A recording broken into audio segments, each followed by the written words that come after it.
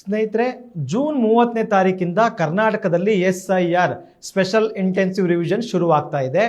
ಆಗ BLOಗಳು ಅಂತಂದರೆ ಅಂಗನವಾಡಿ ಕಾರ್ಯಕರ್ತರಿರ್ಬೋದು, ಟೀಚರ್ ಇರ್ಬೋದು, CDPO ಇರ್ಬೋದು, ಇತ್ಯಾದಿ BLO ಯಾರಾಗಿರ್ತಾರೆ ನಿಮ್ಮ ಬೂತ್ನವರು, ಅವರು ನಿಮ್ಮ ಹತ್ರ ಬಂದು ನಿಮಗೆ 2 ಎನಾಮಿನೇಷನ್ ಫಾರ್ಮನ್ನು ಕೊಟ್ಟು ಫಿಲ್ ಮಾಡಿ ಅಂತ ಕೇಳ್ತಾರೆ.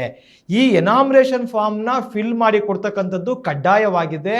ಒಂದು ವೇಳೆ ನೀವು ಯಾರಾದರೂ ಕೂಡ ಎನಾಮಿನೇಷನ್ ಫಾರ್ಮ್ನ ಫಿಲ್ ಮಾಡಲಿಲ್ಲ ಅಂತಂದರೆ ನಿಮ್ಮ ಹೆಸರು ವೋಟರ್ ಲಿಸ್ಟಿಂದ ಡಿಲೀಟ್ ಆಗ್ತದೆ.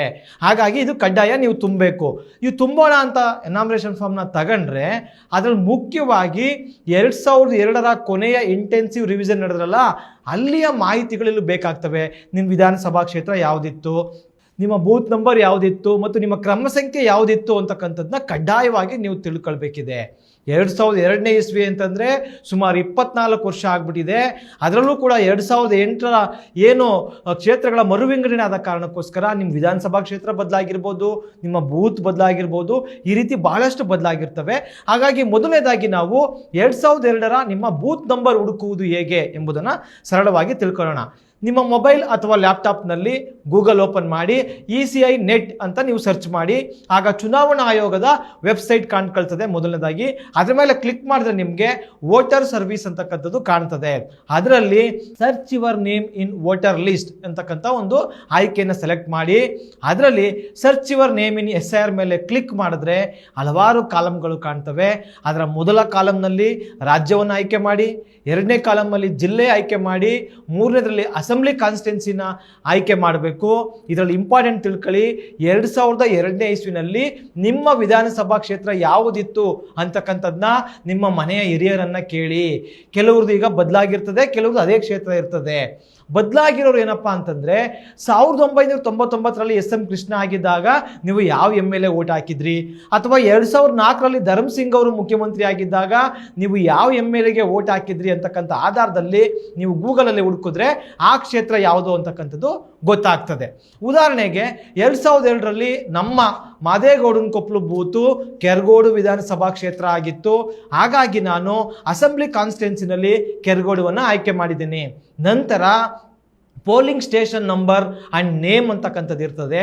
ಇಲ್ಲಿ ನೀವು ಸಿಂಪಲ್ ಆಗಿ ಏನು ಮಾಡಬೇಕು ಅಂತಂದರೆ ನಿಮ್ಮ ಊರಿನ ಹೆಸರನ್ನು ಇಂಗ್ಲೀಷ್ನಲ್ಲಿ ಟೈಪ್ ಮಾಡಲಿಕ್ಕೆ ಟ್ರೈ ಮಾಡಬೇಕು. ಈಗ ನಮ್ಮ ಊರಿನ ಹೆಸರು ಮಾದೇಗೌಡನ ಕೊಪ್ಪಲು, MADEG ಹೊಡೆದ ತಕ್ಷಣ ನೋಡಿ 137 ಮಾದೇಗೌಡನ ಕೊಪ್ಪಲು GHPS ಇದು ನಿಮ್ಮ ಬೂತು ಅಂತ ತೋರಿಸ್ತಾ ಇದೆ. ಆಗ ನಾನು 2002ರಲ್ಲಿ ನಮ್ಮೂರಿನ ಬೂತ್ ನಂಬರು 137 ಅಂತ ಒಂದು ಕಡೆಗೆ ಬರ್ಕಂಡೆ ಅಲ್ಲ. ಈಗ ನಮ್ಮೂರಿನ ಬೂತ್ ನಂಬರ್ ಗೊತ್ತಾಯಿತು. ಅದೇ ರೀತಿ ನೀವು ಯಾವುದೇ ಊರು, ಈಗ ಮಂಡ್ಯ ವಿಧಾನಸಭಾ ಕ್ಷೇತ್ರದಲ್ಲಿ ಕಲ್ಲಹಳ್ಳಿ KALL ಹೊಡೆದ ತಕ್ಷಣ ಕಲ್ಲಹಳ್ಳಿಯ ಹಲವಾರು ಬೂತ್ಗಳು ಬಂದ್ಬಿಡ್ತವೆ. ಅದರಲ್ಲಿ ನಿಮ್ದು ಯಾವುದು ಅಂತಕ್ಕಂಥದ್ದು ನಿಮ್ಮ ತಂದೆ ತಾಯಿಗಳನ್ನ ಕೇಳಿದ್ರೆ ಹೇಳ್ತಾರೆ. ಈಗ 2002ರ ನಿಮ್ಮ ವೋಟರ್ ಲಿಸ್ಟನ್ನು ಡೌನ್ಲೋಡ್ ಮಾಡೋದು ಹೇಗೆ ಅಂತಕ್ಕಂಥದ್ದನ್ನ ನೋಡೋಣ. ಬೂತ್ ನಂಬರ್ ಗೊತ್ತಾಗಿದೆ ನಮಗೀಗ. ಗೂಗಲ್ನಲ್ಲಿ CEO ಕರ್ನಾಟಕ ಅಂತ ಸರ್ಚ್ ಮಾಡಿದ್ರೆ ನಿಮಗೆ ಕರ್ನಾಟಕ ಚುನಾವಣಾ ಆಯೋಗದ ವೆಬ್ಸೈಟ್ ಓಪನ್ ಆಗ್ತದೆ. ಅದರಲ್ಲಿ ಈ 3 ಗೆರೆಗಳು ಕಾಣ್ತವಲ್ಲ, ಅದ್ರ ಮೇಲೆ ಒತ್ತಿದ್ರೆ 2ನೇ ಆಪ್ಷನ್ ಆಗಿ ಕಾಣ್ತಕ್ಕಂಥ ಎಲೆಕ್ಟರಲ್ ರೋಲ್ 2002 ಮೇಲೆ ಕ್ಲಿಕ್ ಮಾಡಿ. ನಂತರ ವ್ಯೂ ಡೌನ್ಲೋಡ್ 2002 ಎಲೆಕ್ಟರಲ್ ರೋಲ್ ಮೇಲೆ ನೀವು ಕ್ಲಿಕ್ ಮಾಡಿ. ಆಗ ಜಿಲ್ಲೆನ ಸೆಲೆಕ್ಟ್ ಮಾಡಿ, ವಿಧಾನಸಭಾ ಕ್ಷೇತ್ರವನ್ನು ಆಯ್ಕೆ ಮಾಡಿ, ಮತ್ತು ಪಾರ್ಟ್ ನಂಬರ್ ಅಂತಿದೆಯಲ್ಲ, ನೀವು ನೆನ್ಪಿಟ್ಕೊಳ್ಳಿ, ಪಾರ್ಟ್ ನಂಬರ್ ಅಂದರೆ ಬೂತ್ ನಂಬರ್ ಅಂತ ಅರ್ಥ. ಬೂತ್ ನಂಬರನ್ನು ಆಯ್ಕಬೇಕು. ನಿಮ್ಮೂರ್ದು ಯಾವ ಬೂತು ಅದನ್ನು ಆಯ್ಕೆ ಮಾಡಿ. ಈಗ ನಂದು ಈಗಾಗಲೇ ತಿಳ್ಕೊಂಡಿದ್ದೀನಿ 137 ನಮ್ಮ ಬೂತ್ ನಂಬರು. ಆ 137 ಹಾಕಿ ಮಾದೇಗೌಡನ ಕೊಪ್ಪಲು ಸೆಲೆಕ್ಟ್ ಮಾಡಿ, ಕೊನೆಗೆ ವ್ಯೂ ಡೌನ್ಲೋಡ್ PDF ಮೇಲೆ ಕ್ಲಿಕ್ ಮಾಡಿದ್ರೆ ನಿಮಗೆ 2002ರ ಮತದಾರರ ಪಟ್ಟಿ ಡೌನ್ಲೋಡ್ ಆಗ್ತದೆ. ಅದನ್ನು ಓಪನ್ ಮಾಡ್ಕೊಂಡು ನೀವು ಅದರಲ್ಲಿ ನಿಮ್ಮ ಹೆಸರು ಯಾವ ಕ್ರಮ ಸಂಖ್ಯೆಯಲ್ಲಿದೆ ಬರ್ಕೊಳ್ಳಿ.